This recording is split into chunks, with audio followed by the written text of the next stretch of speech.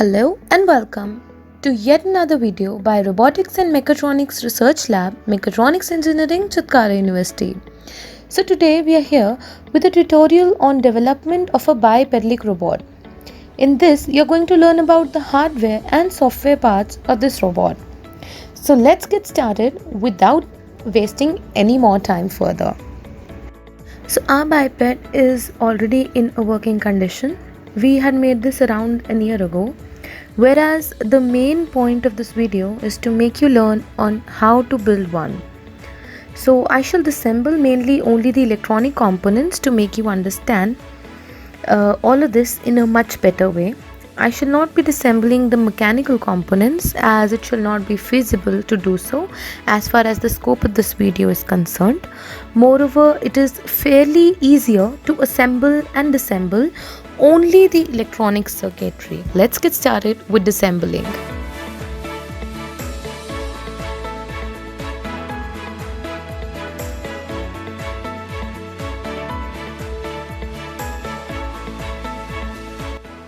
So let's take a look about the mechanical framework of this robot. Here, as you can see, that these are all made up of acrylic. The designs that we have made are all made in AutoCAD and had been printed using the laser cutting machine. You can make your own designs as per your own convenience and availability. Other things involved in that you can clearly see here are that we've used 4 servos. Basically, these 2 upper servos are used as hip joints and the 2 lower ones resolve the purpose of ankle joints. These 4 motors in all provide the robot with 4 degrees of freedom. The final thing that you can observe here is that the battery that we are using is a 7.4 volt and 2200 milliamp hour battery. This provides a fairly reasonable amount of current to our servos. You can clearly find all the designs related to the mechanical framework in the video description below. Let's now keep this aside for a while and take a look at the electronics behind this robot. As you can see, this is an Arduino Uno board and this can be powered using a 5 volt DC supply. Also, it can give you 5 volt at its particular pin, and servos can be attached to this pin and they can also operate at the same 5 volt, but this is applicable only in case you are using micro servos. But in our case, as you can see here, we are using a comparatively larger servo motor, which is the VS2, and these are larger models, so the current requirements of this may vary accordingly, and they cannot be connected directly to your Arduino Uno, as this can damage not just your Arduino, it can also lead to working issues and problems for the servos as well. Thus, to tackle this problem, we have designed a shield based solution, and this one is designed here in our lab itself. This one can be placed directly upon the Arduino in this particular manner, as you can see. Shield, we've used different types of components. We already know that 7805 is essential to provide a 5 volt DC supply to servos, but here we have various components like these 2 power transistors, 2 capacitors, some male header pins for servos, an on-off switch for indicating diodes in case you want to give it a 12 volt supply from the transformer. But what out of it all we mainly need to focus upon is the function of the capacitors and these power transistors while designing all of this shield, and we can better do it by having a look at the circuit diagram, which I'm going to show you further. You can see in the circuit diagram all the components with their name. The battery we are using is with 7.4 volt and 2200 milliamp hour. It is used to provide the voltage, which is whichever battery that you are using for your circuit, please ensure that it is at least 2 volts more than the required amount of voltage, as this will help in regulating the supply for the circuit. We can also use any of on off switches. We can use diodes and LEDs. The diodes we are using are IN4007, and the LED is being used for indication purposes only. You can avoid it in your circuit if you want. The main circuit we require is of this voltage regulator 7805 with 1 ampere to drive 5 volt servo motor and the Arduino. The voltage regulator that we are using is 1 ampere, that is, it can bear 1 ampere, and I would suggest you to use the same for your circuit as well. Also, further, here we are using two capacitors at the input and output end of the voltage regulator. So why we are using these two is because one, it can handle more amount of current. Also, there are times when there are certain fluctuations that occur at the motor end. So these capacitors are very well capable of handling such fluctuations that can occur at the motor end of the circuit. Now coming to the most important part of the circuit, which is your Darlington pair, which is being used. So the main reason of using a Darlington pair is to handle increased amounts of current in the circuit. Also, the Darlington pair offers an additional advantage, and it is being used as an electronic switch here in the circuit that we have established.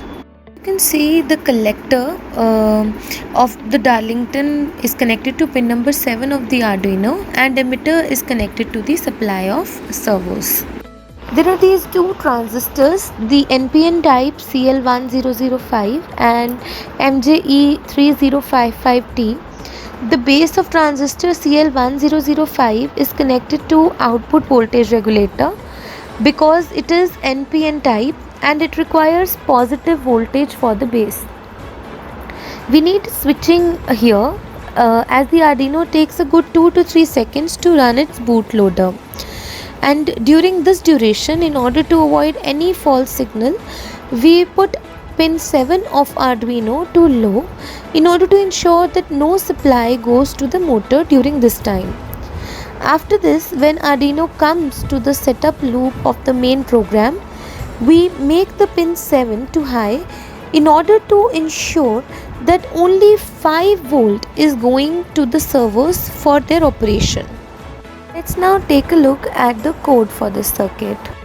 So we will start analyzing our code line by line, and to begin with, as you can see here in the first line, we have written servo.h. We've included the servo.h library, which is already inbuilt in the Arduino.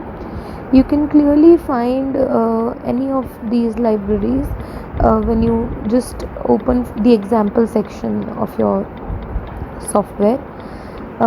You do not need to write down any preset code before including the servo.h or any related operations with the servo.h header file.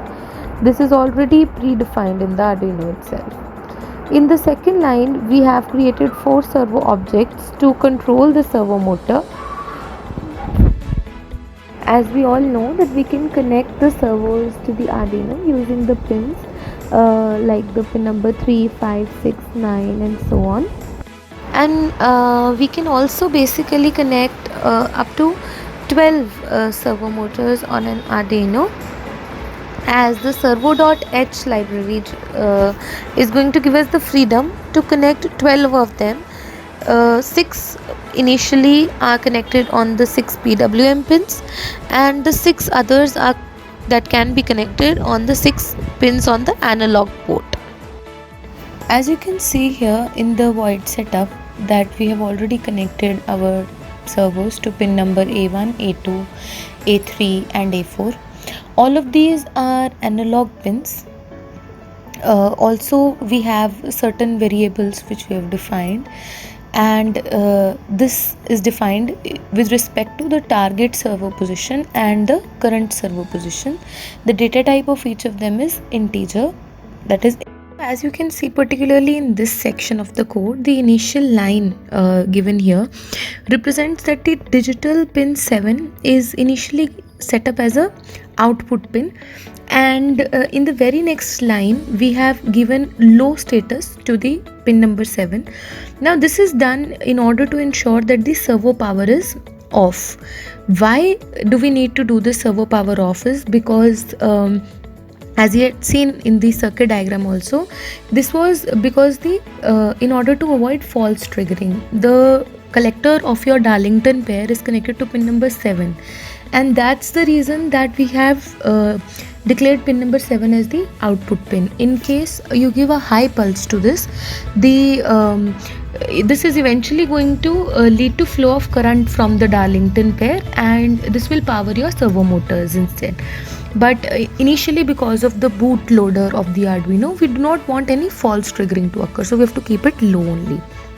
If we do not do the same, there is going to be some current flow eventually from the Darlington pair to the servo also. Okay, so further, as you can see that we have attached our servos to pin A1, A2, A3 and A4.